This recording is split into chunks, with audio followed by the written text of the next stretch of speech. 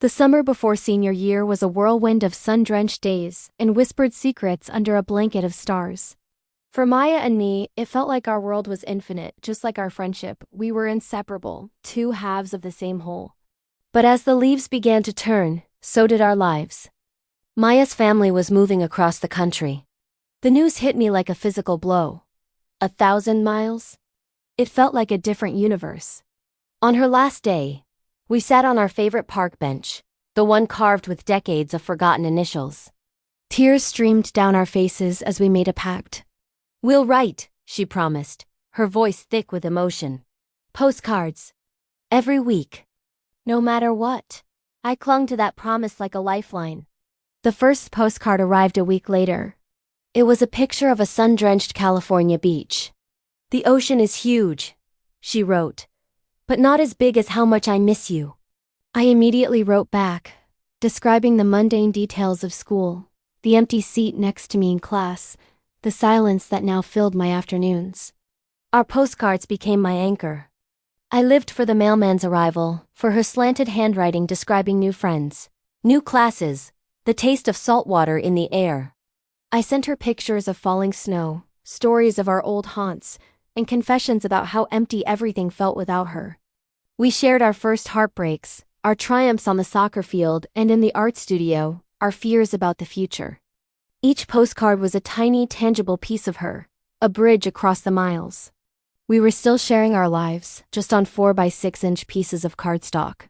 For a year, the little mailbox at the end of my driveway was a treasure chest of our continuing story. Then one week, no postcard arrived. I told myself it was just delayed.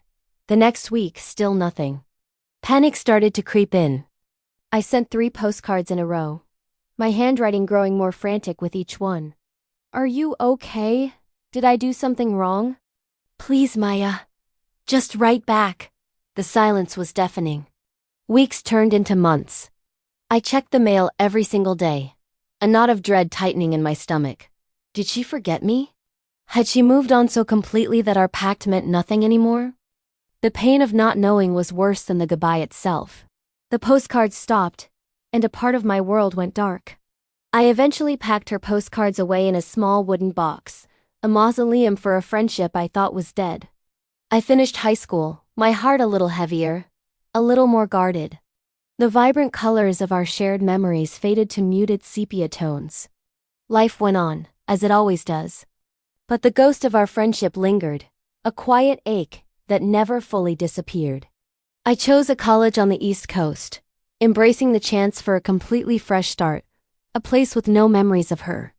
On my first day of college orientation, I walked into a crowded lecture hall, scanning for a friendly face or an empty seat. The room was a chaotic sea of nervous energy and new beginnings. And then I saw her. Across the hall, with the same bright, curious eyes and a smile that could still light up a room. It was Maya. Time seemed to slow down. Our eyes locked across the crowded room, and the years of silence, the miles of distance just melted away.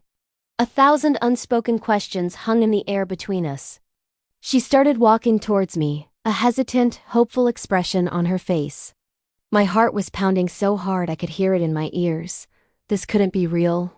"Leo?" she said, her voice a little shaky, but it was her. It was undeniably Maya. I couldn't speak, I could only nod, a flood of emotions washing over me. Relief, confusion, and an overwhelming wave of affection. She was right here. She was real. "I can't believe it's you," she whispered, her eyes welling up. "I have so much to explain."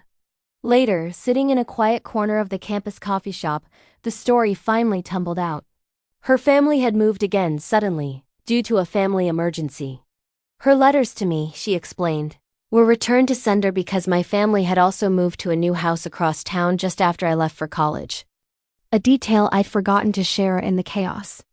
It was a perfect storm of misconnections and unfortunate timing.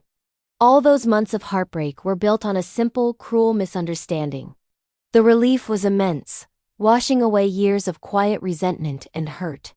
We spent the rest of the day catching up, the hours flying by as if no time had passed at all.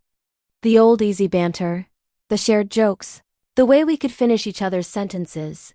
It was all still there, buried but not gone. It felt like coming home. As we fell back into our familiar rhythm, something new began to blossom in the space between us. The comfortable affection of our childhood friendship started to deepen, colored by the years of longing and the dramatic reunion. I found myself noticing the way her eyes crinkled when she laughed, the way she'd absent-mindedly play with her necklace when she was thinking. It was a subtle shift, a current running just beneath the surface.